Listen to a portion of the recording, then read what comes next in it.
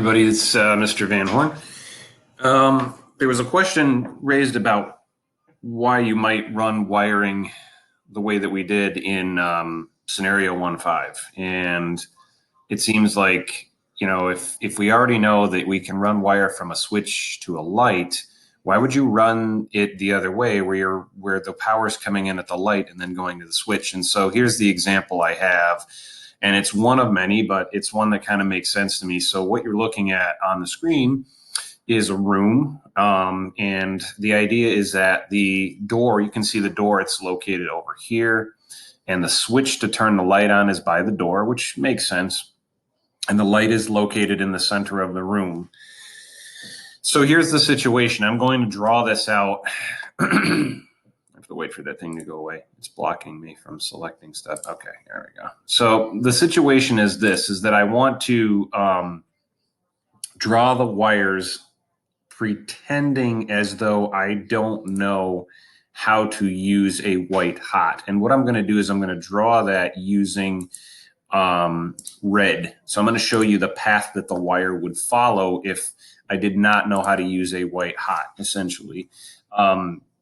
It's really important to understand the concept of using a white hot as a way to decrease the amount of wire that you're going to use. And that's the whole purpose behind the scenario that I was trying to give you guys. See, so in a race. All right, so here we go. We have red 2. So here's the issue though. The power is going to come in over here. In fact, I'm going to label that now that the power is going to come in here. So power, will enter here. And you can probably already start to understand why right in the corner. We're just going to put right in the corner. All right, so let me do the drawing. So here's what's going to happen. And I'm not drawing the black and the white wires. I'm just going to draw the wrapped Romex with the black and the white in. If we follow the wiring the way we're supposed to, it's going to come in here and then it's going to travel along this wall. We're going to run the wire just like an electrician would along this wall, and then it's going to turn the corner and it's going to go to the switch. So at that point, we can run the wire. So some wire is going to have to run up the wall. And then when it hits the ceiling, we'll be able to run the wire over to the light. So there's the scenario in which we've run a lot of wire to create a connection from the switch to the light. Okay. So hopefully everybody kind of followed along with that. So here's a situation. I'm going to change the color. What do we got?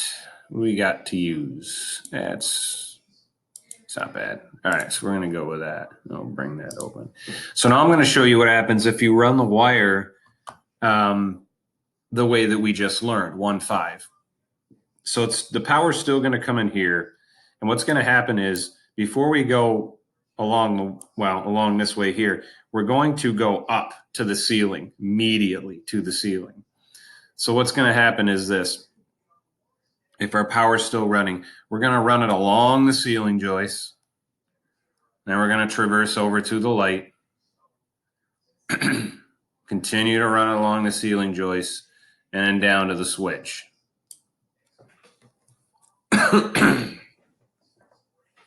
So effectively what you're doing is if you do this in every room, if you run the wire the way the red line is, you'll see that there's an overlap.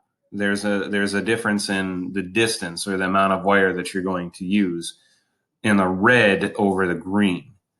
So that's the biggest issue here, is that if we focus on especially on the wall, how much wire is used going to the switch, to the ceiling and back, you've increased the amount of wire that you're going to use for this project. Because before you went to the light box, see, I went right to the light box and then right to the switch. Before I went to the light box, I had to travel along either the wall or the ceiling, doesn't matter, but you'd have a lift here. You'd have to lift the wire up into the ceiling area. You travel, go down to the switch, come back up with the red, travel over and then down to the light if we're following proper protocol using traditional structure framing. Whereas this one here, I go up the wall, I go over, connect to the light, and then that other second piece of wire goes over and right down to the switch. So believe it or not, you're using less wire. As an electrician, you're trying to do a job to the best of your ability while following NEC, and at the same time not trying to make it real expensive. If you are the red line electrician, your job is going to cost you more, and you're going to have to bill the person for more than the green line electrician is going to. So it's just one use of how bringing the power to the light box, especially when the power comes in at a place that's not ideal. Now you know a shortcut, so you don't have to use as much wire to actually create the circuit. That's really the idea here.